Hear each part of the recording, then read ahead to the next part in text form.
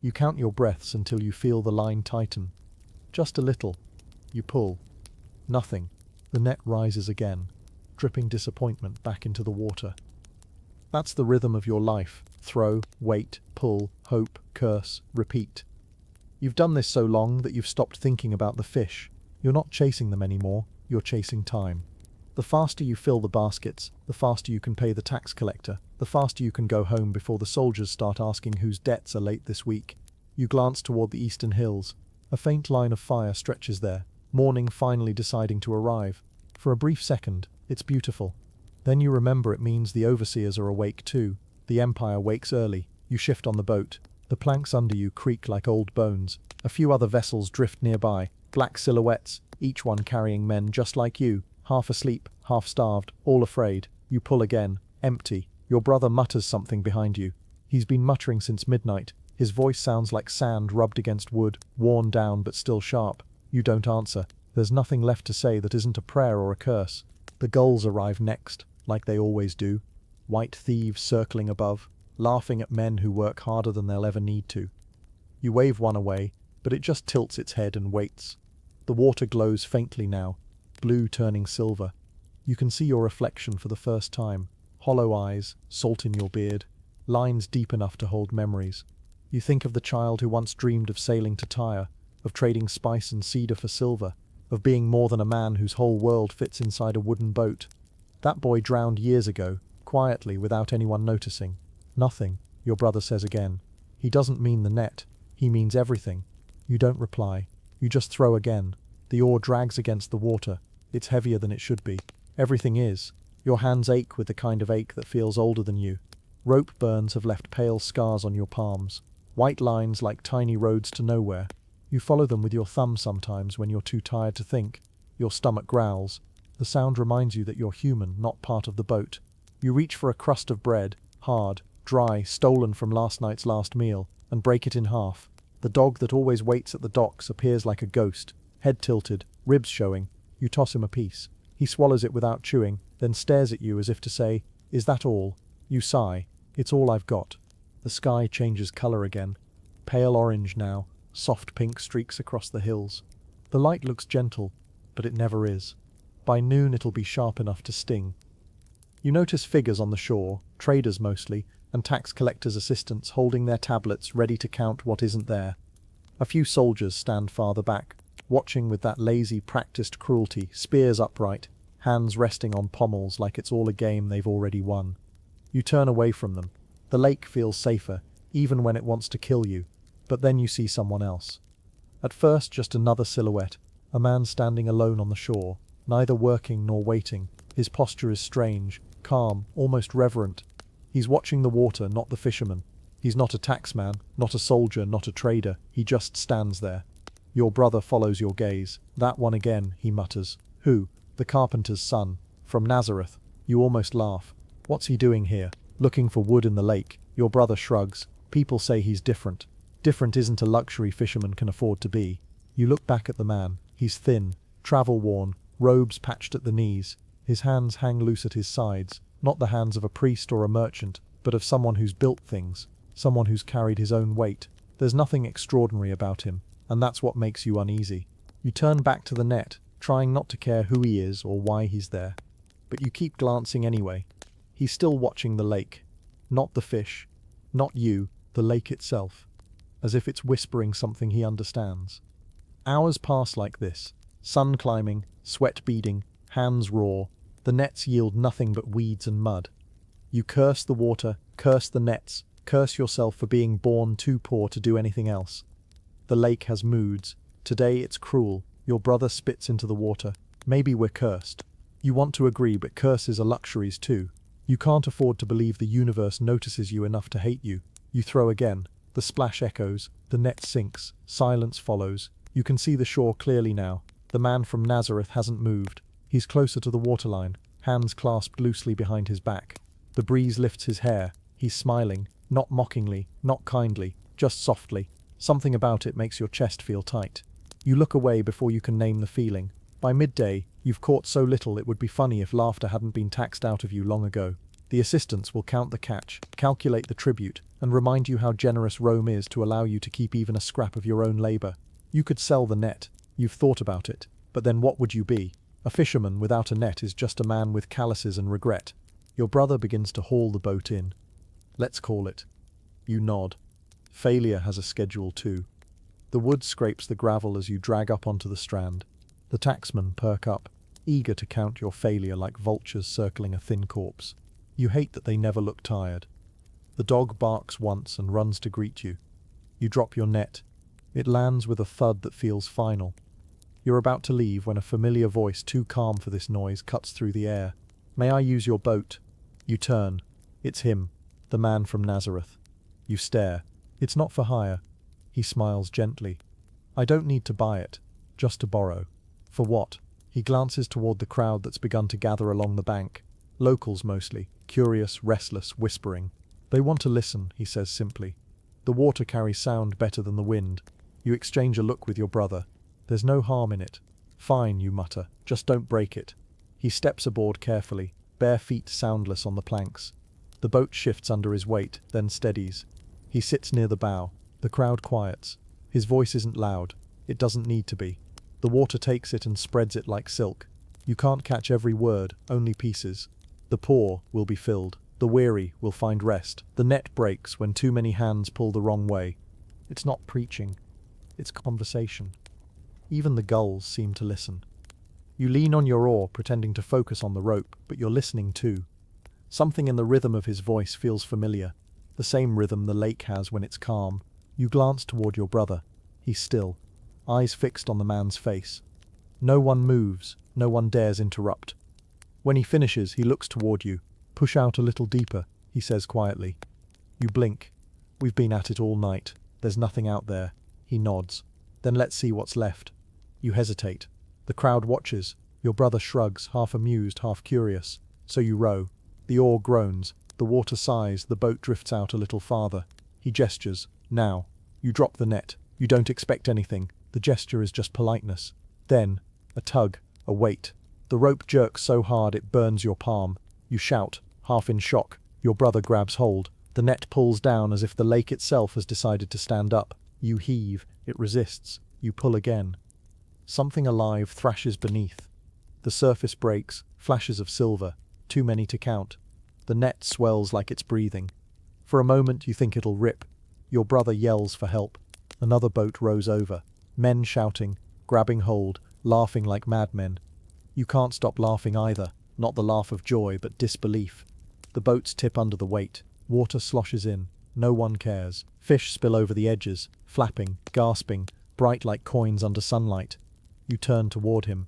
He's calm, smiling faintly, eyes glinting with something between amusement and sorrow, as if this moment belongs to you more than to him.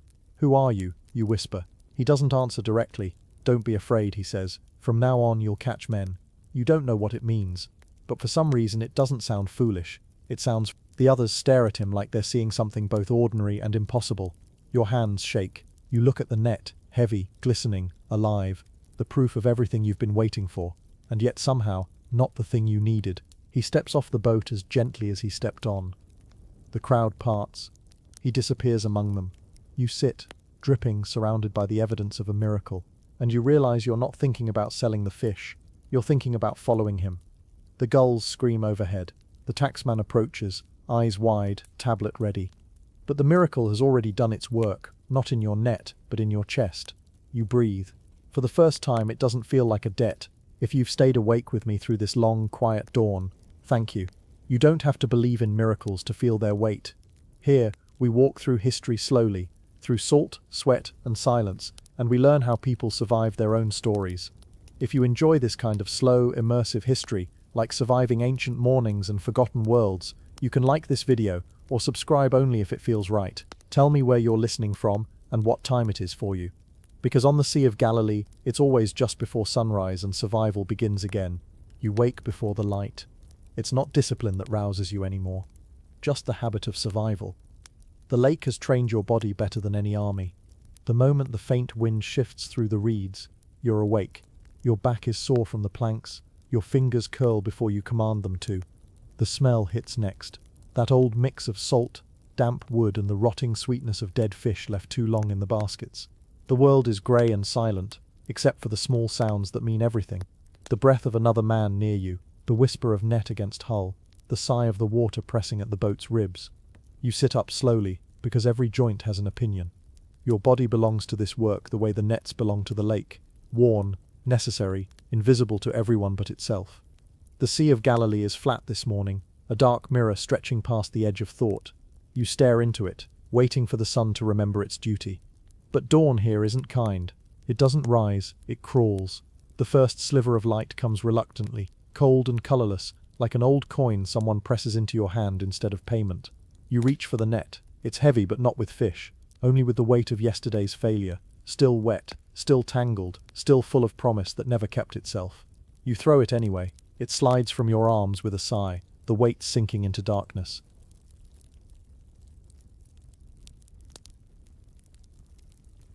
The lake has a strange silence after abundance.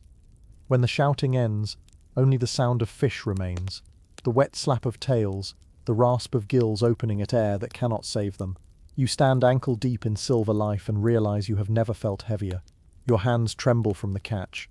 The net sags, swollen and dark, and every muscle in your arms shakes as if it resents the miracle. Your brother laughs first, that startled, half-hysterical laugh men use when something beautiful feels dangerous. You try to join him, but your throat forgets how. On the shore the collectors are waiting, their tablets gleam with fresh wax, the soldiers' helmets with morning sun. The same men who sneered at your poverty now stare as if you have stolen from the gods. Count it, someone orders. And just like that, wonder turns back into arithmetic.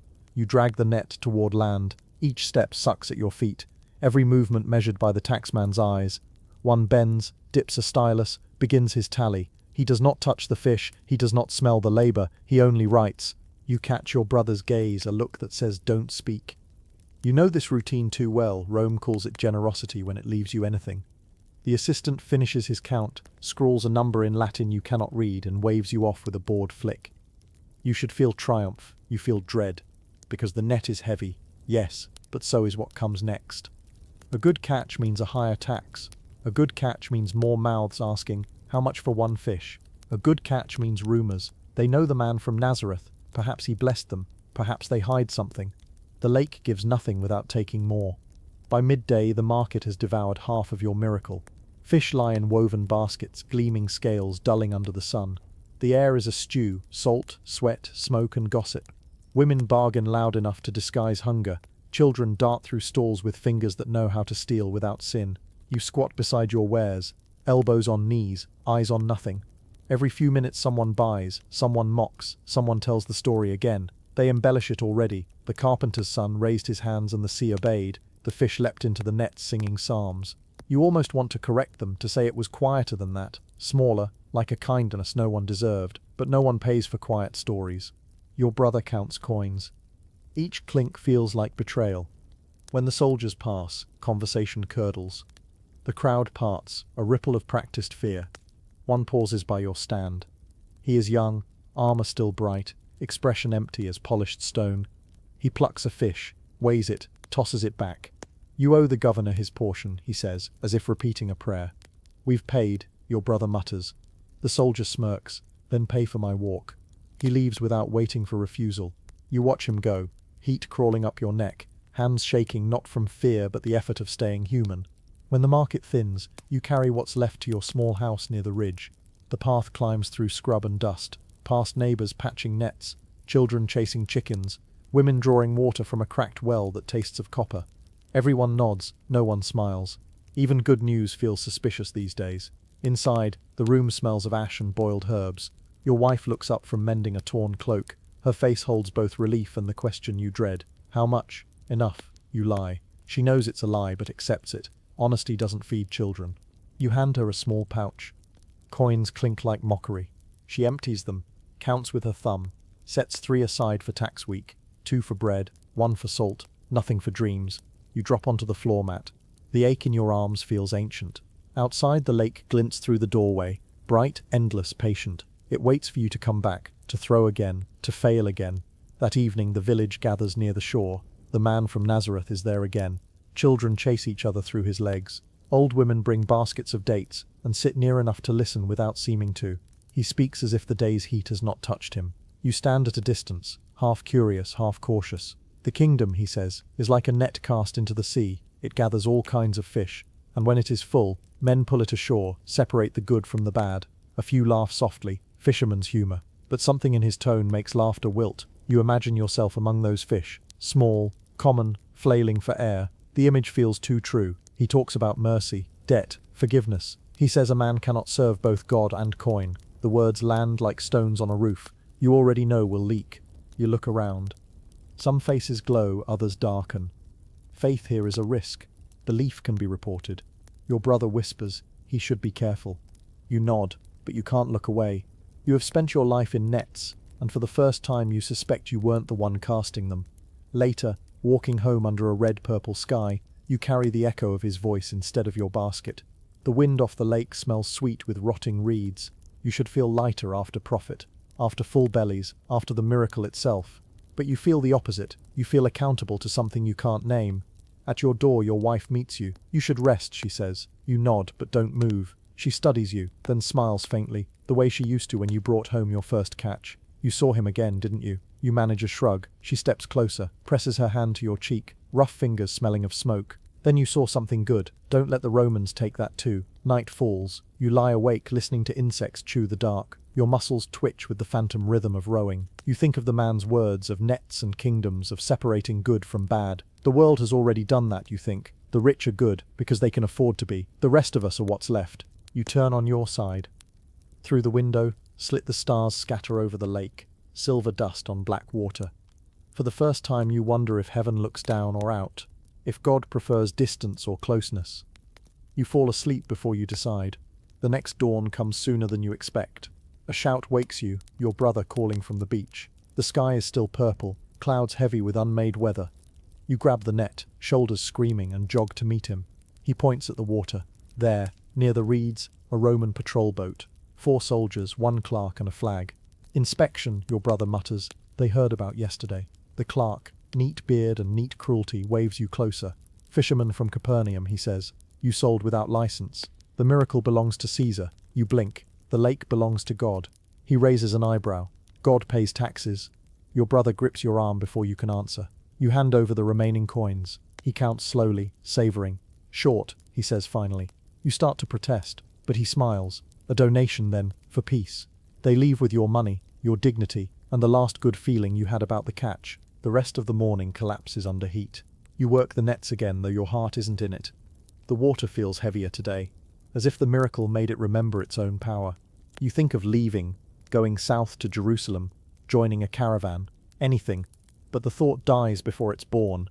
You are a man of the lake, cursed or blessed to belong where you suffer best. Around midday, you see him again. He's walking along the shore, talking with others, 2 of the brothers from yesterday, a tax collector of all people, and a woman carrying water jars. They're laughing about something, not the sharp laughter of markets, but the kind that makes the air gentler. He catches your eye. For a second the noise of the world pauses. He doesn't beckon, he doesn't preach, he just looks at you as if waiting for you to notice you've already been called. You look away first, because to follow someone like that would mean leaving everything that defines you, your boat, your debts, your safety, your habits of despair. You aren't brave enough for that, not yet. Evening again. Smoke from cooking fires paints the air brown. Children splash at the shallows pretending the water is kind. You sit on a rock mending a torn section of net, the same hole that's been there for months. The string cuts your thumb. Blood beads bright against dust. Your brother drops beside you. Tomorrow, he asks. You nod. Tomorrow. As if the word has any power left. He hesitates. I think I'll find him. The carpenter. See what he wants. You keep your eyes on the knot. Want? He wants fools, not fishermen. Maybe that's the same thing. You almost smile. He stands, wipes his hands, walks toward the road. You don't call him back. The lake darkens, swallowing the reflection of the last torchlight. For a moment you imagine you hear his voice again, that quiet tone that spoke to the water like an equal. You imagine he's still out there somewhere, walking the shoreline, waiting for men tired enough to listen. You test the knot. It holds, barely. Rod, the nets are mended, the lake asleep, the empire awake. You lie down on the sand beside your boat and close your eyes. Tomorrow will demand more strength than you have, and you will give it anyway. That is the fisherman's burden, to rise, to cast, to hope, to fail, and to keep rowing toward a voice that keeps calling from the shore.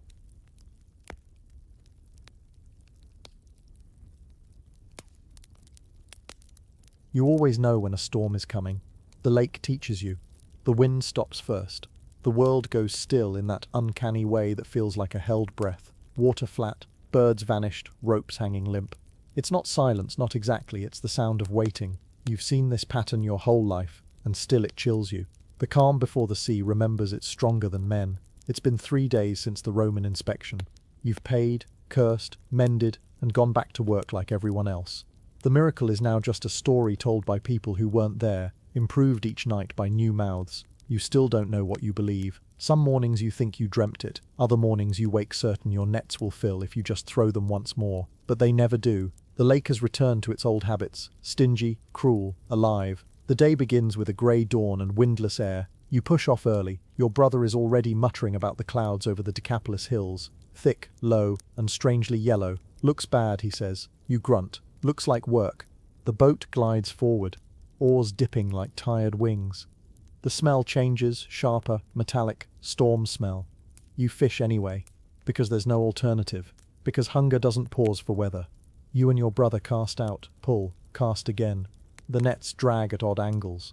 The water feels too heavy, too still. By mid-morning you notice more boats heading toward shore, fishermen giving up early. Their voices carry faintly. Storms brewing. Leave it to the gods, no sense in dying for a few fish. You pretend not to hear. You've outlasted storms before, but this one feels different. Not anger, but intention. You stare at the hills. The light there has changed, gone from yellow to bruised purple, a color that never means mercy. The wind returns in a sudden hiss, cutting across the surface, tearing small curls of foam. The lake is awake. Your brother looks up sharply. We should go. You don't argue. He grabs the oars. You start hauling the net, hands slippery with spray. The first wave hits before you finish. Not high, not yet, just wrong. It slaps sideways, cold and heavy, splashing your face with insult. You taste salt and mud, then another, and another. The rhythm quickens. You glance toward the shore and realize you can't see it anymore. The mist has turned to wall, grey, wet, moving. Rain begins as whispers, then as needles. The oars slam, the hull groans. Water splashes over the side faster than you can bail. The air itself seems to twist, snatching your breath. Your brother yells something, but the words scatter in the wind. The boat pitches hard. A wave rears like a beast, dark and slick, higher than the mast. You grab the rail and pray. Not a holy prayer, just the fisherman's kind. Let it pass. Let me breathe. Let me see my children again. It crashes. Cold water swallows you to the waist, knocks the bucket from your hand, numbs everything below your ribs. The lake roars, alive and angry. Through the chaos you glimpse other boats, black shapes rising and vanishing, voices screaming and swallowed. A plank floats past, you recognize its paint. Someone's craft has splintered. You want to help, but survival demands selfishness. Then you hear a shout, a voice cutting through the wind, too clear to be possible. It's not your brother. It's coming from the left, near the shadow of another boat. You strain to see. For a moment the lightning flashes, brief, white, cruel, and in that flicker you see him. The man from Nazareth, standing in a small vessel, calm as if he's waiting for rain to end. The wind whips his hair, but his body doesn't sway. One hand grips the mast, the other raised as if feeling the air. No fear, no shouting, only stillness. The image burns itself into your eyes even after the light dies. Your brother yells, "Was that?" You nod. You're not sure what you saw, but you know it was real. The next wave smashes broadside. You crash into the railing, ribs aching, lungs fighting water. The storm screams louder like 1,000 voices layered over each other. You remember his tone that day in the boat, calm, quiet, almost amused. Do not be afraid. The phrase returns now, absurd and useless, as the sky tries to kill you. The rain shifts direction. The storm is circling. Lightning again, this time closer, stabbing the surface, turning water into glass for half a heartbeat. You see his boat again, only meters away now. He's not shouting instructions, not trying to row. He's just standing there, facing into the wind like it's a question. And then he moves. He steps forward, one step, then another. Your mind refuses to believe it even as your eyes follow. His feet touch the surface, not sinking, not floating, just existing between two truths. He walks toward you through chaos that should consume him. Rain hammers down, yet a strange calm seems to radiate from where he moves. Not dryness, but peace shaped like a man. Your brother crosses himself. It's a spirit, he gasps. You don't answer, because spirit or man, he's coming straight toward you. When he reaches the edge of your boat, he stops. His eyes meet yours through the rain. They're not glowing, they're not strange, they're just tired the way yours are. He says something, voice quiet but cutting through everything. Why do you doubt? You realize you don't have an answer. He steps into the boat, the wood groaning beneath new weight. The storm doesn't vanish immediately. It hesitates, like a beast considering obedience. Then, as suddenly as it began, the wind drops. The water stills. Rain softens into mist. The silence after is worse than the noise. Your brother slumps to his knees. You just stare at the water, impossibly calm, like it was all a dream. Your chest heaves. Every breath feels borrowed. He looks around, eyes half closed, as if listening for something only he can hear. Then he says, simply, "Let's go back." You start to row.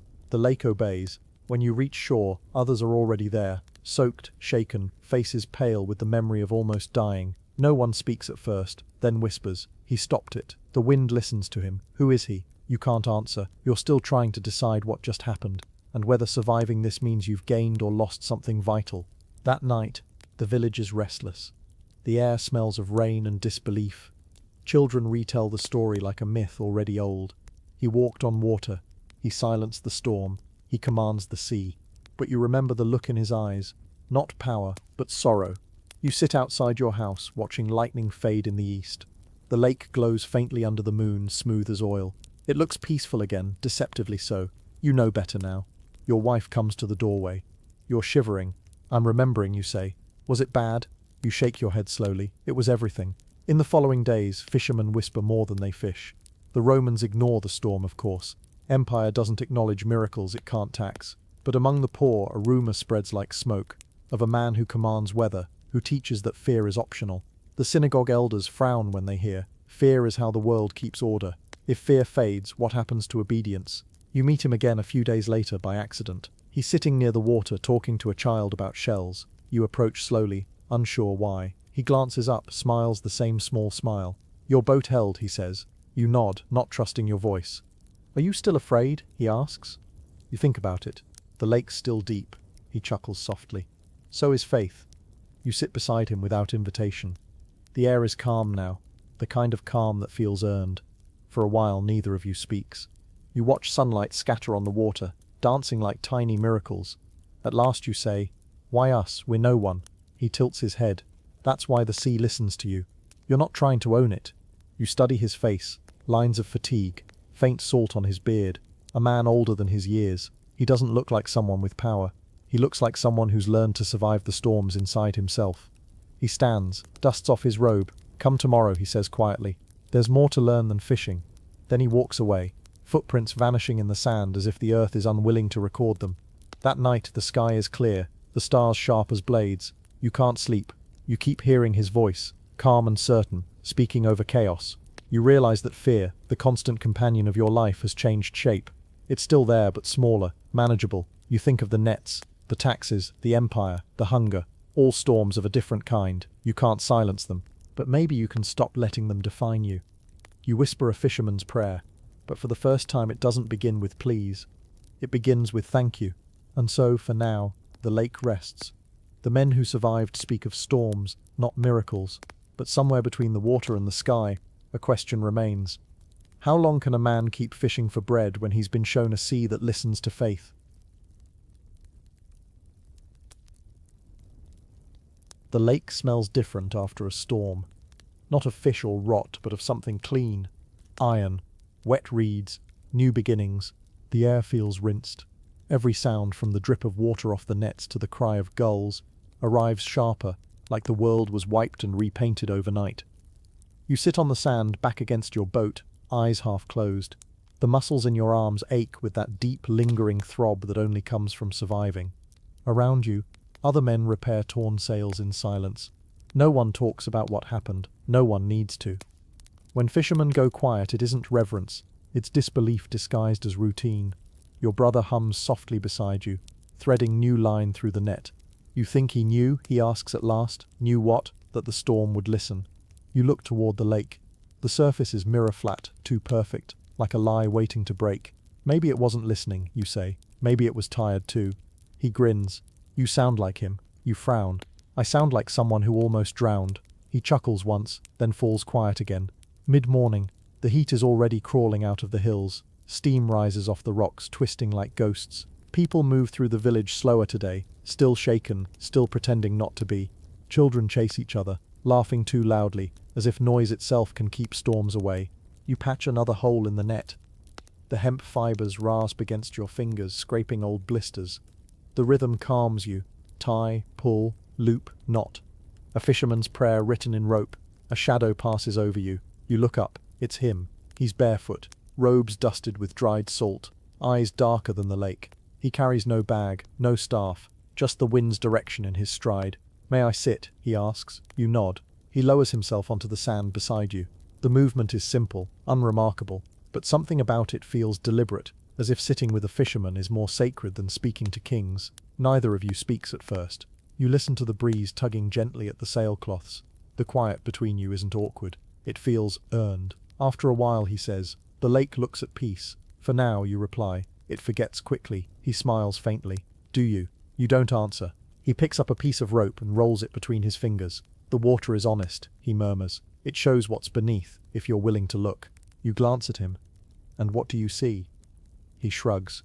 Depth, fear, faith, they all look the same from above. You stare at the reflection dancing over his face. The sunlight shivers across his skin like ripples. He looks ordinary. That's what unsettles you most. Children approach, curious. One girl offers him a reed flute. He takes it, tests the mouthpiece, and plays a single note, soft, imperfect, almost shy. The sound floats across the water and fades. Even the wind listens, she giggles. He smiles at her, returns the flute and says, "Only because it remembers where it came from." The children laugh and run off, their feet throwing sand like sparks. You watch him. You talk to wind, water, fish. Do they answer? "Sometimes," he says, "but mostly they echo back what I haven't learnt yet." You tilt your head. "And what haven't you learnt?" He looks toward the horizon. "How to teach men who already think they know how to live." Later, as the sun climbs, more people gather. Word travels fast, faster than storms, faster than reason. Soon there's a loose crowd around him. Men who mended nets, women balancing water jars, the sick, the curious, the hopeless. You stay at the edge, half listening. He tells a story. Not a sermon, not a command. Just a story about a farmer who scatters seed on rocky ground. Some die, some grow. The wind carries the rest. You've heard parables before. The rabbis fill scrolls with them. But this is different.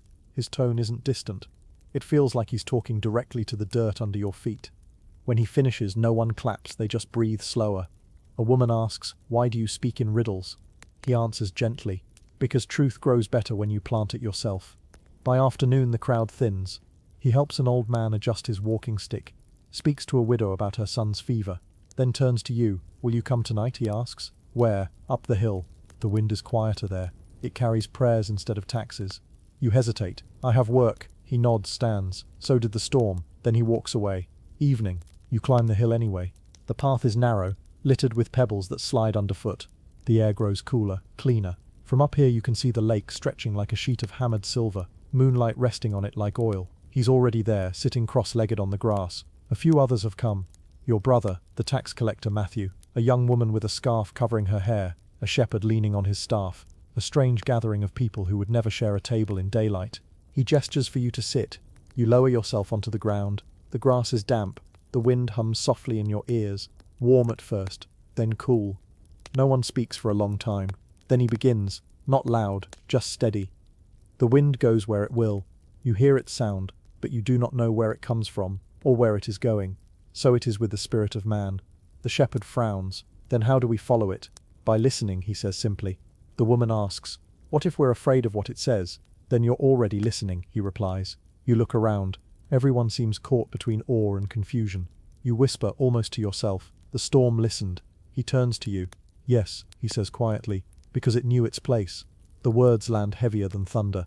The moon climbs higher. He speaks of love, of forgiveness, of kingdoms not made of walls but of choices. You half understand, half drown in the rhythm of his voice.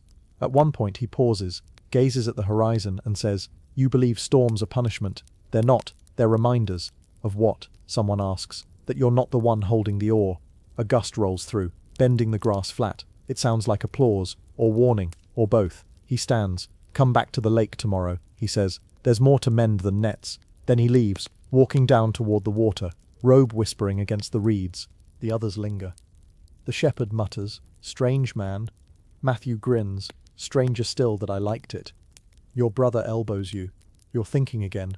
"I always am," you say. "Not like this." You watch the lake shimmer below. The wind's voice still hums around you, carrying words that no one spoke. You realize something then, something small but enormous. You're not afraid. You've spent your whole life obeying fear of the sea, of hunger, of Rome, of failure. And now, sitting on this hill in the dark, you feel a different kind of power. Not control, not safety, just peace. Maybe that's what he meant. Back in the village, fires burn low. The air smells of smoke and herbs. You pass doorways where families whisper about taxes and miracles, about debts and healing. At your own house, your wife sleeps beside the faint orange of a dying ember. You lie down quietly, still damp from the wind, still thinking about his voice. It wasn't loud, wasn't dramatic. It sounded like truth whispered by someone who already knows you'll forget and loves you anyway. Before sleep takes you, you whisper something without meaning to, speak again. And outside, as if the night obeys, the wind stirs once more, soft, low, familiar. The lake rests again. But something inside you doesn't. You've begun to suspect that survival might mean more than staying alive. It might mean learning to listen when the world stops shouting.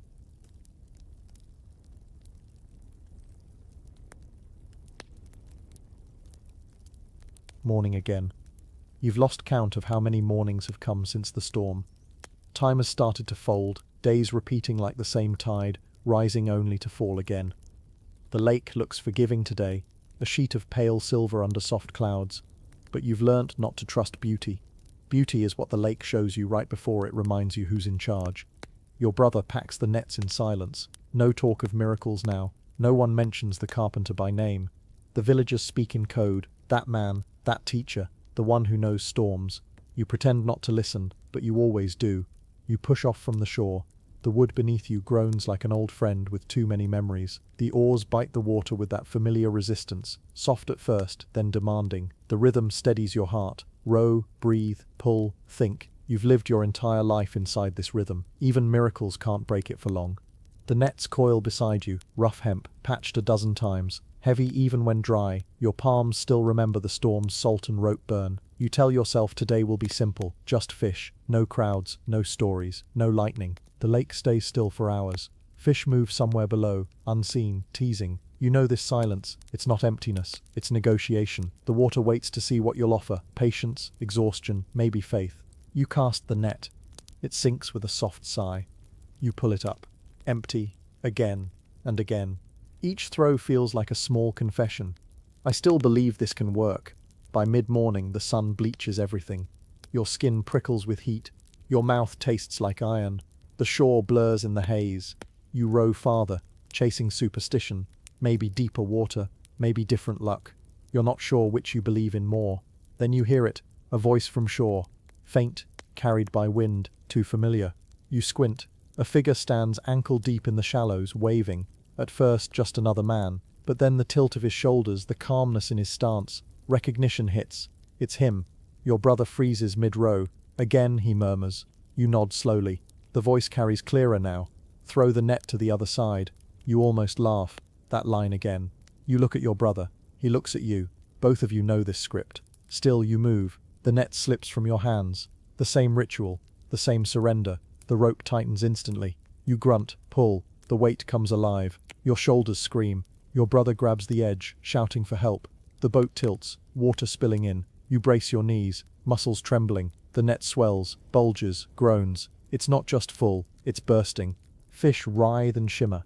Each one a flash of moving light, a heartbeat in water form. The air fills with their smell, sharp, clean, endless. The net strains like it might tear the world in half. You shout toward shore, half laughing, half crying. He doesn't move. He just watches, quiet, steady, hands clasped behind his back, as though waiting for you to understand something deeper than the catch itself. When you finally drag the net in, fish pour over the rim, silver rain, unstoppable. The deck glistens, your feet vanish under a living tide. Your brother gasps. It's him, it's truly him, but you can't speak, because the moment feels different this time. Not wild, not miraculous, but intimate. Last time, it was survival. This time, it's revelation. You look toward shore again. He's gone. The world smells of salt, sweat, and something holy you can't name. You remember his words on the hill. The wind goes where it will. Now you think, maybe the nets do too. Your brother breaks the silence. What do we do with all this? You stare at him. Then at the overflowing deck. You whisper, maybe we stop selling it. He laughs. And do what instead? You don't know yet. But the thought terrifies and comforts you at once. When you reach shore, the village swarms. Children shout. Women bring baskets. Tax clerks appear like vultures scenting opportunity. Everyone wants a piece of the miracle. Everyone except you. You step off the boat, hands trembling. The ground feels foreign, as if the miracle changed gravity itself. Your brother is already bargaining, but you walk away. Past the market, past the Roman banners, toward the empty stretch of sand where he had stood. Only footprints remain, shallow, fading under the tide. You stare until the water claims them. A wave laps your feet, cold, gentle, final. That night the village feasts. Fires blaze, laughter fills the air. The smell of roasted fish drifts everywhere. People celebrate as if the world has decided to love them again. But you sit apart, near the edge of the lake. You can't eat, you can't sleep. You can only think of the voice. Calm in storms, calm in silence. Your wife finds you. She sits beside you quietly. You did it again, she says. You shake your head. No, he did. He, the one who listens to the wind. She doesn't understand. Not fully, but she doesn't need to. She places a hand over yours, rough against rough. He chooses Fisherman, she says softly. Maybe because you never stop trying. The next morning, the miracle repeats. Different men this time. Others who followed his voice. More nets breaking, more laughter, more disbelief. And still, he walks the shore, calm, patient, never touching a net himself. The empire begins to notice. A man who feeds people without permission is dangerous. A miracle that doesn't enrich Rome is a problem. Rumors stir, new taxes, new warnings, new fear. But beneath it all, something else stirs too. A quiet rebellion made of faith instead of swords. You find him one evening near the olive grove. He's alone, sketching something in the dust with a stick. When you approach, he looks up, smiles like he's been expecting you. You came, he says. I had questions, you answer. I hope so. You sit. For a while you both just listen to the wind in the branches. He finally says, you think the miracle was about fish, wasn't it? No, he gestures at your hands. It was about these. You kept throwing the net even when it broke you. You glance at your palms, cracked, scarred, strong. You mean faith. He shakes his head gently. I mean obedience to hope. The phrase settles in your chest like an anchor. He stands, brushing dust from his knees. The lake feeds the body, he says.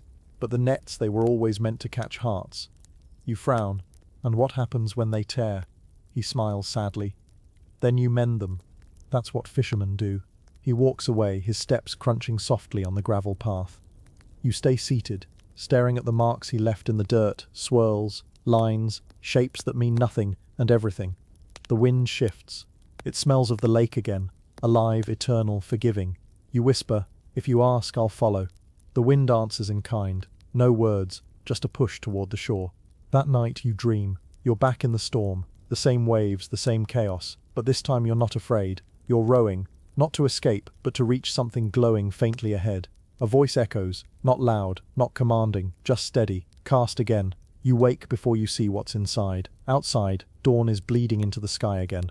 The lake shimmers, and somewhere across the water, you hear faint singing. Not fishermen, not soldiers, but travelers, starting a journey you know you'll soon join. You stand. The nets lie waiting on the sand, dry and coiled, like old friends who never judge. You lift one. It feels lighter than it should, maybe because you finally understand what it's for. The miracle was never in the fish. It was in the throwing. Again, and again, and again, even when nothing answered, even when the lake went silent. Because that's how faith survives. Not by winning, but by refusing to stop casting.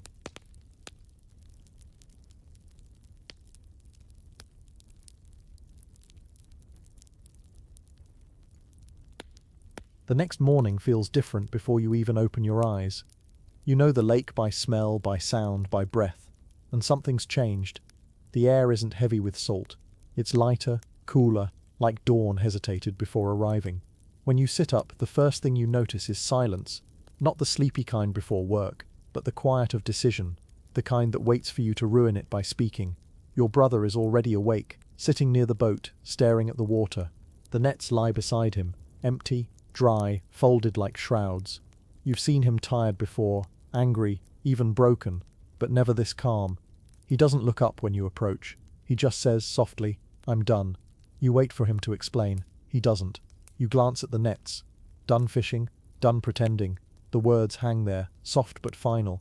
You kneel, tracing the rough fibers of the nearest net with your thumb. The rope's frayed, stiff from years of salt. It's older than both of you, handed down, patched, cursed, blessed, always there. You whisper, "This is all we have." He nods. "That's what scares me." The sun climbs, thin and pale behind morning haze. The village stirs, dogs barking, women sweeping doorways, men cursing about taxes before breakfast. Life moves, as if miracles never happened. You walk down to the water's edge. The lake looks ordinary again, and you hate it for that. You hate how quickly holiness fades into habit. You scoop a handful of water, let it run through your fingers. It's cold, real, indifferent. You remember the first time you touched it as a child, how endless it felt, how alive. Now it feels smaller, like a prison you built with your own hands. You hear footsteps on gravel. You don't need to turn. "Good morning," he says. You exhale. You don't sleep, do you? He smiles, not when the world is deciding things. You look up. He stands there with that same unassuming presence, no armor, no authority, just patience wrapped in dust and sunlight. The breeze plays with the hem of his robe. He glances at your brother, then at the nets. "You're leaving them." Your brother nods. "And you?" he asks you. You open your mouth, close it, try again. "I have a family, a house, a debt," he finishes. You look at him sharply. "How would you know that?" He shrugs. "Every fisherman does." The calm in his tone irritates you. "And who pays my taxes if I follow you?" He tilts his head slightly. "Who pays them now?" You start to answer, but stop. Because you don't know. Because you've been working for years and you're still poor. Because the empire always takes and never explains. He gestures toward the water. Do you trust it? No, but you still throw the net. You blink. He waits. The question isn't about water, and you know it. He walks toward the lake, bare feet sinking slightly into the wet sand. Each step leaves a print that fills slowly, patiently, with clear water. He looks over his shoulder. "Come," he says softly. The word isn't a command, it's an invitation. Simple, impossible. You glance at your brother. He's already standing. You look at your wife's house up the hill. The doorway, the smoke from the cooking fire, the life you built with broken hands. You whisper, "She'll never understand." He says, "Then explain it when you can." You whisper, "I don't know where you're going." He says, "Neither do I." You whisper, "What if we die?" He says, "Then you'll finally stop being afraid." The lake sighs. A long, low sound like a living creature exhaling. You stare at your reflection in the ripples. It looks older than you remember. Tired, yes, but ready. You stand. The sand shifts under your weight. Your knees tremble. Your hands, empty now, feel strangely light. You glance once more at the nets, coiled, waiting, loyal. For a second you almost reach back to grab them. But something inside you, something quieter than fear, stronger than hunger, keeps your hand still. Your brother wades into the shallows. You follow. The water touches your ankles, cool and familiar. When you step past the nets, the world feels different, smaller behind you, wider ahead. By the time you reach the road, the sun is fully awake. Dust kicks under your feet. The others have joined, men you know by trade, not by heart. The tax collector, the zealot, the shepherd, the woman who sells herbs near the well. Each walks in silence, as if carrying invisible weights that finally learned how to float. He walks ahead, not leading exactly, just moving. You notice he doesn't look back to see if anyone follows. He doesn't have to. He already knows who will. At midday you pass a Roman patrol. 4 soldiers, bored and arrogant, leaning on spears. One sneers, "Preacher, where's your permit?" He smiles, "I left it with the storm." They don't get it. They let you pass because you look harmless. A few dusty fishermen following a poor man with no weapons. You wonder if they'll regret that someday. The road winds along the ridge overlooking the lake. You stop to catch your breath. Below, the water gleams like molten glass. You can see your village, your boat, your home, your life, all shrinking with each step. You whisper, "I'm not ready." He glances back. "No one is." "Then why call me?" "Because you look tired enough to listen." The wind picks up, carrying the scent of rosemary and dust. He keeps walking. You follow. Evening settles by the time you reach the olive groves. He stops beneath a tree, sits, gestures for everyone else to do the same. The light filters gold through the leaves. The air feels heavy with unspoken questions. He begins talking, not loudly, not formally, just as if continuing a conversation the wind started earlier. "Work will always call you back," he says. "So will hunger. and debt and fear. But if you answer them all, you'll never hear anything else. The tax collector nods slowly. The zealot frowns. You just sit, letting the words soak in like sun through wet clothes. He looks directly at you. You've spent your life throwing nets, he says.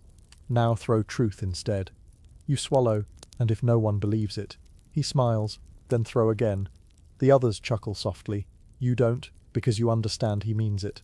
The night grows cooler. Someone lights a small fire. The smoke drifts lazily upward, curling into the darkening sky. You lie on your back, staring at the stars. For the first time, they don't look distant. They look reachable. You think of your wife, your home, your boat. You wonder what she'll say when she wakes and finds the net still folded on the sand. Maybe she'll be angry. Maybe she'll understand. Maybe both. You whisper her name into the wind. It carries the sound away gently, as if promising to deliver it. He sits apart from the group, quiet, face half lit by the fire. You watch him, not out of devotion but curiosity. He looks ordinary again, almost fragile, but there's something in his stillness that draws the air around him into order. You think about all the rulers, priests, and generals you've seen. They build with fear. He builds with quiet, and somehow that's stronger. You remember your father once saying, "The sea respects no man." You wonder what the sea thinks of him. Before sleep, he says one last thing, softly, almost like a blessing no one asked for. You will cast again, but not for fish, and when the net breaks, you'll know it's working. The others nod, pretending to understand. You don't. Not yet, but you know you will. The wind moves through the trees, cool and familiar. You close your eyes. The last thing you feel before sleep claims you is freedom, strange, fragile, and terrifyingly light. And so the fisherman leaves behind the one thing he understood, chasing the one thing he doesn't. Not because it makes sense, because for the first time survival isn't enough. The nets wait on the sand, whispering in the dark, but he doesn't look back.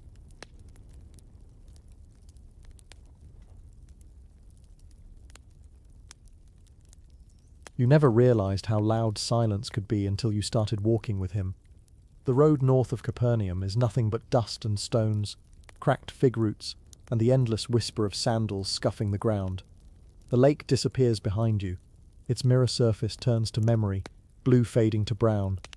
The air smells different here, less salt, more earth, and you feel it, the faint unease that comes when a fisherman leaves water. You glance at your brother beside you. His tunic is stained, his eyes squinting against the light. Neither of you speaks. There's too much to process, and not enough words to contain it. Ahead, he walks steadily, robe edges brushing the dirt, as though the road itself bends to avoid tiring him. Behind, the small group strings out, the tax collector muttering calculations under his breath, the zealot scanning every hillside for Roman patrols, the shepherd humming an old tune to calm his nerves. And you're still trying to understand why your hands ache when they're not holding nets. The first village comes into view around midday. Small houses, mud brick and patched with straw, goats wandering where children should be, a well at the center, ringed with tired faces. The moment the villagers see him, the murmuring starts. Some bow their heads, others back away. Word has spread faster than feet, stories of storms, healings, impossible catches. You whisper to your brother, "We're going to starve before we get believed." He smirks. Better starving than fishing. He hears you, somehow he always does, and smiles faintly. "Don't worry," he says, "someone will feed us." He's right. By sundown, a woman brings bread. Another brings olives. A child hands him a cup of water, eyes wide as if offering treasure. He blesses each as though they'd given gold. You take your portion slowly, watching him. He eats without ceremony, sitting in the dust with the rest of you. No throne, no superiority, just another man sharing hard bread. But something about the way he breaks it feels deliberate, like he's splitting more than food, maybe fear, maybe doubt. When the meal's done, he begins to speak. No booming voice, no rehearsed sermon, just words that land softly, like small pebbles dropped into still water. "You think you followed me," he says, "but really you followed the truth inside you that wanted to live." Someone asks, "Live how?" He smiles, without pretending. "You don't sleep well that night. Too many stars, too much air, too much thinking. The ground feels too solid, as if the world itself disapproves of your choices. You wake to footsteps, not his, but heavy ones, marching. Roman soldiers, 3 of them, red tunics dulled by travel dust, spears glinting. They stop by the well, talking to villagers. One points in your direction. Your stomach twists. He notices too. He stands, stretches casually, and begins walking toward the soldiers, not away. You want to stop him. You want to hide. Instead, you watch. The captain speaks first. You draw crowds, you cause unrest. He smiles politely. No unrest, just hope. The captain snorts. Hope causes unrest. A pause. The kind that could turn fatal in a heartbeat. Then, laughter. Not mocking, but genuine. Disarming laughter from him. Even the soldiers seem caught off guard. He says, "Then you should try it sometime." The captain shakes his head, mutters, and signals his men to move on. You exhale only when they disappear down the road. He turns back toward you, that half-smile still lingering. "Don't fear them," he says. "They have swords. You have purpose." You think, purpose doesn't stop a spear, but you don't say it. Days pass like years. You walk through towns that smell of olive oil and ashes, through fields where men work under whips, through alleys where hunger watches from every doorway. He talks to everyone. He touches lepers. He eats with tax collectors. He listens more than he preaches. And everywhere the same reaction. Curiosity, suspicion, awe. People stare at him like he's dangerous. Not because he threatens them, but because he sees them. You start noticing something else too. There are always eyes watching from shadows, priests at the edges of crowds, scribes pretending to record trade, soldiers who linger a little too long. The watchers, the ones whose survival depends on control. They take notes while pretending not to. You know their kind, the same men who taxed your father's boat until you almost starved. One night, near Magdala, you find him sitting alone on a rock overlooking the sea. The others sleep below. The moon paints his face in silver lines. You sit beside him, hesitant. Why do they follow you? You ask. The rich, the sick, the ones who hate each other. He looks at the moon. They think I have answers. Do you? No, only questions they've forgotten to ask. You frown. That doesn't sound like survival. He smiles. It isn't. The next day, the crowd doubles. People walk from miles away, farmers, fishermen, even Romans pretending to be curious traders. He speaks on a hillside, wind whipping his robe, children playing at his feet. You stand near the back, scanning faces. So many expressions, joy, grief, fear, hope, all tangled in the same moment. He tells a story about seeds, how some fall on rock, some in thorns, and some in good soil. You think of your nets, of storms, of faith that tears and still gets mended. And for the first time you realize he's talking about you. The watchers realize it too. You can see it in their eyes. The unease of men who sense something spreading they can't tax or silence. By the second week, your feet bleed. Your sandals are worn thin. The sun feels personal in its cruelty, but somehow you keep walking. Every night someone new joins. Every morning someone else leaves, too tired, too afraid, too confused. He never blames them. He just says, the net catches what it can. You start to notice small miracles, not thunder or fire, but quiet mercies. A widow finding a missing coin, a sick man standing on his own, a child sharing bread without being told. Tiny ripples in a world too used to stillness. And though he never says it, you understand. These are the real storms he came to calm. But the watchers follow too, always just far enough to avoid confrontation. You see them on ridges, under fig trees, in temple courtyards pretending to pray. Their eyes measure, record, anticipate. One evening, you catch a glimpse of a Roman scribe sketching him in a notebook, his posture, his gestures. You realize they're not afraid of his words, they're afraid of his calm, because calm can't be punished. Near sunset, you camp by a ruined well. He sits by the fire, humming a tune older than Rome itself. The rest of you eat in silence. You finally ask what's been haunting you since the shore. Why us? He stirs the fire with a stick. Because you knew how to wait, he says. You laugh. We were just fishermen. Exactly, he answers. You already understood hunger. He tosses the stick into the flames, watches it catch. When the world burns, he says, only the patient will rebuild. The others nod slowly. You think of the lake, of the nets, of mornings spent waiting for something that never came, until he did. That night, you dream again. You're back on the boat, except the lake is filled with faces instead of fish.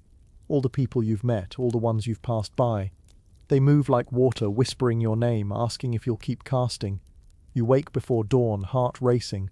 The fire has gone cold. He's gone. You find him standing on a hill, watching the sunrise.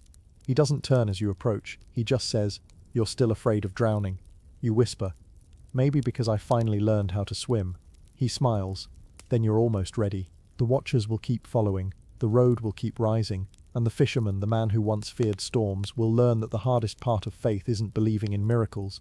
It's walking away from safety. Because in the end, it isn't the waves that drown you. It's the weight of what you refuse to leave behind.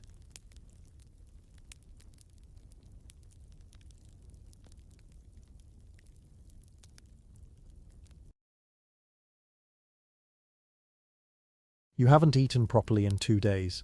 It's not the kind of hunger that growls, it's the kind that waits, a quiet ache that lingers behind your ribs and keeps you half awake through the night.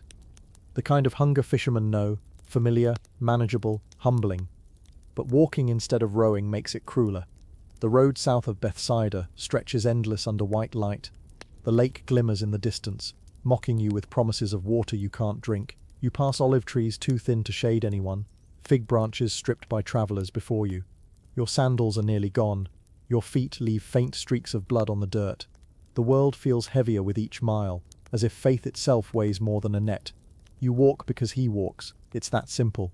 He doesn't speak much these days, only gestures, a nod to a crippled man, a hand on a child's head, a quiet smile that somehow keeps the whole group moving. You've learnt that silence is its own kind of sermon. Your brother mutters beside you. He said people would feed us. Maybe they ran out of bread. Maybe he did. You don't answer. You're too tired to joke. By midday, the road turns to stone. Heat blurs the horizon. The air wavers like liquid glass. A group of villagers appears in the distance, clustered near a cistern. When you reach them, they look wary, poor people guarding what little water they have. Jesus approaches, greets them like old friends. They don't answer. You can't blame them. Strangers mean trouble, and too many mouths mean less for everyone. Then a woman steps forward. She's holding a child. Thin, limp. You can see the shape of ribs through the fabric. She doesn't speak, just falls to her knees, clutching the child close. He kneels too. Dust rises softly around them. No grand gesture, no crowd, no thunder, just two silhouettes in silence. You see his hand brush the child's forehead. For a moment, everything, wind, flies, distant chatter stops. Then the child stirs, coughs, cries weakly. The mother gasps, covers her mouth. You feel something shift in the air, like the road itself exhaled relief. He smiles faintly, stands and says to no one in particular, "Let's eat." You look around. Eat what? There's nothing, but the woman runs back into the village. Moments later she returns with a basket. Bread, olives, a few figs. She sets them down at his feet and whispers, "For them." Others follow. A loaf here, a handful of dried fish, a clay jar of water. By evening there's enough for everyone. No command, no miracle, just imitation, compassion spreading like fire through dry grass. You sit, break bread, and realize your hands aren't trembling anymore. The ache fades, not from fullness, but from sharing. Later that night, when the crowd has gone, you ask him quietly, "What did you do to that child?" He shakes his head, the same thing the mother did. "I refuse to give up." You nod slowly. He adds, "Hunger teaches you who you are. Healing reminds you who you could be." You think about that while staring at the lake, dark, infinite, shimmering with moonlight. For years, hunger meant survival. Tonight, it means something closer to grace. The next morning, the group moves again. More people follow now, the sick, the blind, the hopeful. You feel their desperation pressing close, their prayers louder than breathing. It's strange how suffering multiplies faster than food. A man limps toward the front. He falls, clutching his leg. You rush to help him up, but he's already there, steadying the man, smiling. The man murmurs, "You shouldn't touch me." "Then no one will," he replies. He does anyway. The man stumbles once, twice, then stands. Not perfectly, but enough. Enough to make the crowd whisper. You realize something. The miracle isn't that the man walks. It's that everyone suddenly believes he can. By afternoon, the line between faith and exhaustion blurs. The road bends through a stretch of barren fields, nothing but dust and wind. The heat presses like a hand. The zealot grumbles. "We'll die out here." The tax collector mutters. "At least no one can collect from corpses." Laughter ripples weakly through the group. He doesn't scold them, he just stops walking. You nearly bump into him. He kneels again, this time not before anyone. Just the earth. You hear him whisper something you can't make out. The wind shifts. You smell rain. A cloud rolls in from the lake. Small, grey, deliberate. Moments later, drops hit the dust. Then more. Then a storm. Everyone runs for cover, laughing and shouting. You don't. You stand in it, face tilted up, mouth open, letting the sky feed you. It lasts only minutes, but that's enough. Enough to wash the dirt from your face and the fear from your chest. When it ends, he's still kneeling, soaked, smiling. You whisper, "You prayed for rain?" He shakes his head. "No, for mercy." That night, people light fires and sing softly. Old songs from before Rome, before taxes, before despair. You sit by the lake again, staring at your reflection. The fisherman looking back isn't the same one who cursed empty nets. He's thinner, rougher, hungrier. but also freer. You think of your wife and wonder if she's eating, if she knows why you left. Then you remember her words. He chooses Fisherman because you never stop trying, and you realize she might have understood all along. He joins you by the fire. You ask, why feed people who won't remember? He looks at the flames, because hunger always remembers kindness. You nod, eyes stinging from smoke or something else. When dawn comes, hundreds are waiting by the shore. News travels fast now. Sick men carried on mats, mothers with infants, beggars clutching hope tighter than coins. The crowd stretches as far as you can see. The others look overwhelmed. You do too. 5 loaves, 2 fish, thousands of mouths. It feels like mockery. He takes the basket, holds it up, thanks the sky. Then he hands it to you. Start passing it, he says. You do, and the strangest thing happens. It never empties. You blink, pass again. Still full. You stop counting. The air itself seems to breathe abundance. By sunset, everyone has eaten. The children are laughing, the old are singing. The lake glows gold again. You fall to your knees, dizzy with disbelief. He just smiles as though this was never about food. Later, when everyone sleeps, you whisper to him, "How did you do it?" He answers quietly, "I didn't. You did. You shared." You shake your head, but the baskets, he interrupts softly. Faith multiplies faster than loaves.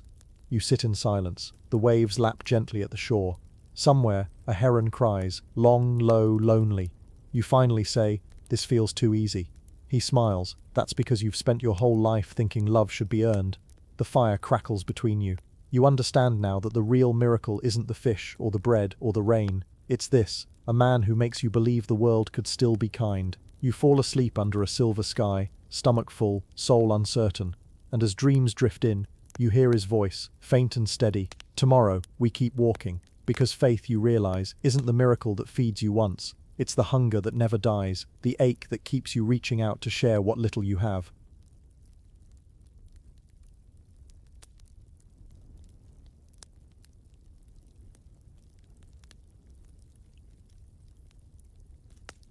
The crowds are larger now, too large. They follow him through every village, every patch of open ground, every stretch of dust between Roman checkpoints. At first it felt like hope. Now it feels like a storm waiting to happen. You can see it in people's faces, awe turning to expectation, expectation to hunger, hunger to frenzy. Everywhere he goes, someone brings a rumor. He healed this man. He fed that crowd. He angered this priest. He refused that bribe. It's not the miracles that spread fastest. It's the disobedience. And that, in Rome's world, is the one miracle they never forgive. You first notice them in Magdala, men in fine robes standing at the back of the crowd. Their hands are too clean to be fishermen, their sandals too fine to be farmers. They whisper to each other, lips thin, eyes sharp. He sees them too. He doesn't stop speaking, but his tone shifts, still gentle, but heavy with something new. Not warning, not fear, awareness. He says, "A tree is known by its fruit," and they look at each other as if accused. That night, the group camps far from the road. The fire burns low. The lake is only a sliver of silver in the distance. You eat slowly, every crack of a twig in the dark making you flinch. He sits apart, quiet as always. You want to ask him if he's afraid, but the question feels small next to his stillness. So instead you ask your brother, "Do you think they'll arrest him?" He shrugs. They arrest everyone eventually. You don't sleep. You lie awake, listening for footsteps, soldiers, priests, anyone. The night feels too wide. By morning, new orders have spread through the market towns. All gatherings must be approved by the magistrate. No teacher may speak without written permission. You hear the words from a Roman herald, his voice echoing off the stone walls. He doesn't need to name who the orders are for. Everyone knows.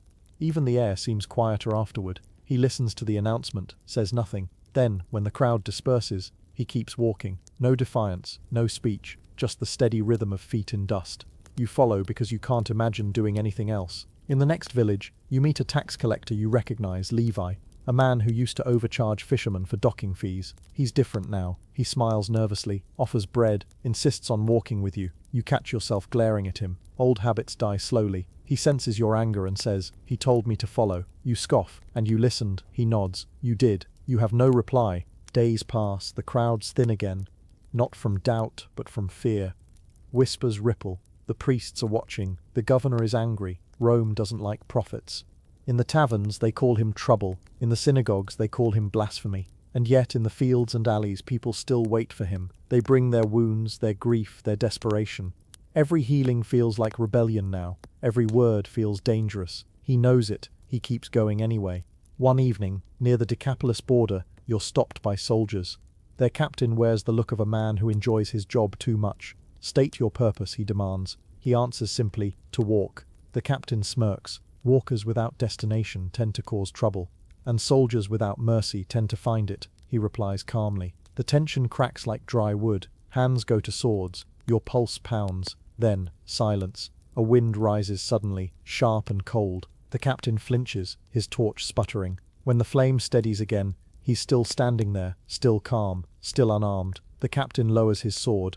Go, he mutters, before I change my mind. You exhale shakily. As you pass, he whispers. Fear changes nothing except the heart that carries it. You think, maybe faith and foolishness are the same thing said at different speeds.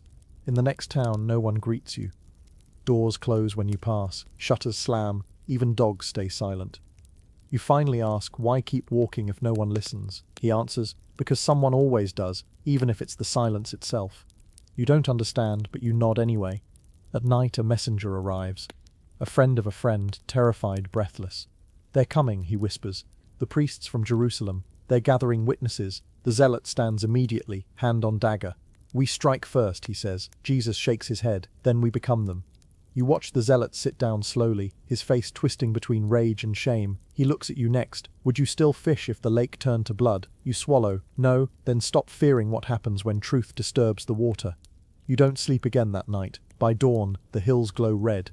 The others are still half asleep when he starts walking toward the rising sun. You hurry after him, heart pounding. Where are you going? To the people who think they can stop what's already begun. You hesitate. That sounds like suicide. He smiles faintly. So does breathing, if you do it long enough. You walk beside him for miles. The road feels endless, each step heavier than the last. He doesn't slow down. Finally, near a grove, you ask, do you ever get angry? He pauses. Every day, he says. But I only shout at the wind. It listens better than men. When you reach the city gates, everything feels smaller. The streets narrow, the air thick with incense and control. Roman banners hang above the marketplace, red against stone. Guards everywhere, priests whispering to merchants, scribes watching from shadows. He walks straight through it all as though the banners are nothing but laundry drying in the sun. People glance, whisper, look away quickly. You feel eyes burning holes into your back. For the first time, you understand how fear works. It doesn't shout, it studies. That night, as you rest outside the city walls, your brother says, we can still leave, go home, fish again. You nod slowly. You could. No one would stop you. Not yet. You look down at your hands, the same hands that used to throw nets, now scarred from carrying nothing but faith, and you realize you wouldn't know how to fish anymore, not after seeing storms obey, bread multiply, rain fall from a prayer. The nets would feel like chains now. You whisper, home doesn't fit anymore. He sits by the fire, eyes reflecting the flames. You ask him quietly, do you know what happens next? Yes. And you're not afraid? He looks up. I am. But fear can't follow love. You don't understand it yet, but you will. The night deepens. The fire burns low. And for the first time since you left the lake, you feel cold again. Somewhere beyond the hills, the watchers gather. Their plans already written. Their nets already cast. And in the darkness you realize something chilling. The fisherman is no longer the one holding the net. He's the one caught in it. The world of power is closing in. Faith will soon cost more than hunger ever did. And as the shadows lengthen over Galilee, the fisherman begins to understand. Surviving a storm was easy. Surviving belief is what breaks you.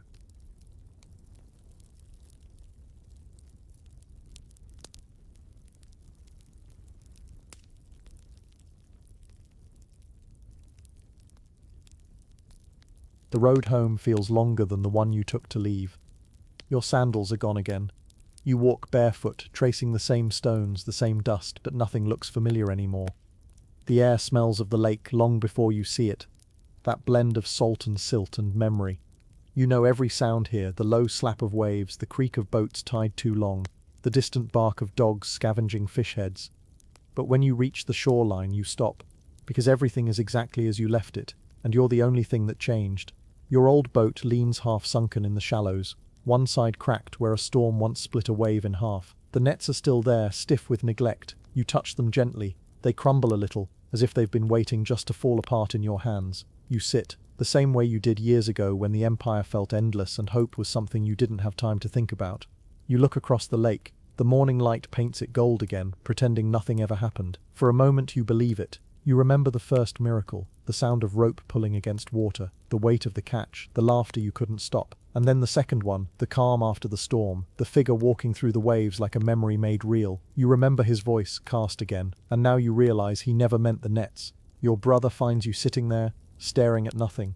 He looks older, hair streaked with grey, eyes sunken from sleeplessness. He drops beside you without a word. You sit together for a long time. The silence between you is thick, but not uncomfortable. It's the kind shared by men who've run out of ways to lie about being strong. He finally says, "It's over." You nod. "For us, maybe." He picks up a stone and skips it once, twice, 3 times. It sinks. He sighs. "I thought it would end different. So did I." You both know what he means. The trial, the cross, the long walk you weren't brave enough to follow. He died on a hill, not a wave. And that's what breaks you most, that the man who calmed storms couldn't calm the men who killed him. The water laps at your toes. You whisper, "Do you think he knew?" Your brother stares at the horizon. "He always knew." "Then why didn't he stop it?" "Maybe he did." You look at him, confused. He shrugs. "We're still talking about him, aren't we?" You laugh softly, not because it's funny, but because it's true. The Empire wins by silence. He wins by memory. You walk along the beach until you find the old fire pit. Ashes still there. You can almost see the ghosts. The night you first followed him, the crowd he fed, the way he smiled at nothing like he saw a horizon you couldn't. You kneel and draw a line in the sand, just as he once did. The tide erases it within seconds. You smile. Some things aren't meant to last, just to mean something while they do. Your wife appears from the dunes carrying a small basket. She doesn't look surprised to see you. She just says, "You look thinner." You smile weakly. So does the world. She sits beside you, hands folded in her lap. "I heard what happened," she says. "Everyone did." You nod. "They said he's gone." "He is." She studies your face. You don't look sure. "I'm not." You tell her everything. The storm, the miracles, the soldiers, the crowds, the last walk through the city. You tell her about his calm, his laughter, his silence when everyone else shouted. You tell her how he never begged, never cursed, never stopped loving, even when nailed to a sky he once commanded. When you finish, she's crying silently. She wipes her face with her sleeve. "You left to follow him," she says softly, "and now you've come back talking like him." You look at the lake again. "I don't know how to be anything else anymore." That night, you sit alone by the shore. The stars shimmer on the water, faint, fractured, endless. You think about what comes next. Rome still rules, taxes still crush, the nets still break. Nothing has changed, and yet everything has. Because you can't look at a wave now without remembering that once a man told it to be still, and it listened. You whisper into the dark, "What do we do now?" The wind answers softly, brushing the surface of the lake until it ripples like breath. You close your eyes, and for the first time since that last day, you hear it again. The same voice, quiet and steady, somewhere deep inside you, cast again. You stand. The nets are old, brittle, hopeless. You lift one anyway. The rope burns your palms again, the same scars reopening. You wade into the water. The moonlight paints silver lines across the waves, just like that morning years ago. You throw the net. It lands with a dull splash. You wait. Nothing moves. Minutes pass. The cold creeps up your legs. You're about to pull it back when you feel it. A soft tug, then another, then a weight too heavy for one man to bear. You shout for your brother. He runs, laughing, crying, helping you haul it in. The net glows faintly under moonlight, alive with movement. When you finally drag it ashore, the catch spills out like light itself. Silver flashes, wild and uncountable. Your brother laughs until he falls to his knees. You can't speak. You can only stare at the water, at the ripples spreading outward like a heartbeat reborn. At dawn, the village gathers. They ask what happened. You just say, "He told us to cast again." They look confused. You don't explain. Some things can't be taught, only lived. You light a small fire near the boats. The smell of cooking fish rises. Warm and familiar, children gather, hands outstretched. You feed them, one by one, and for the first time, you understand what he meant by "follow me." As the sun rises higher, you feel the old ache return, hunger, fatigue, loneliness, but it no longer feels like punishment. It feels like purpose. You whisper, "The lake never changed." "I did." The wind shifts again. Somewhere in the ripples you think you see him. Not a vision, not a ghost. Just the familiar shape of peace. You smile. You look at your hands. Cracked, rough, scarred, and finally see what he saw in them. Not weakness, but endurance. The kind that keeps throwing the net, even when the world says it's useless. Final music cue. Faint harp and distant gulls blending with soft wave rhythm. The camera of your mind pulls back, wide over the water, the man on the shore, the glowing net, the morning light reflecting off silver scales, and the voice returns, soft, eternal, cast again, fade to stillness, fade to peace, fade to Galilee.